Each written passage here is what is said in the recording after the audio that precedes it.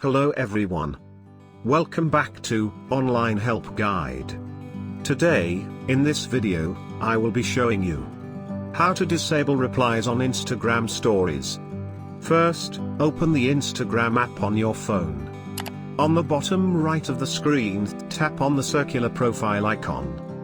Tap on the three-line hamburger icon on the top right corner of the screen. Click on the settings option. Go to the privacy option. You will see the story option below the mentions. Tap on it.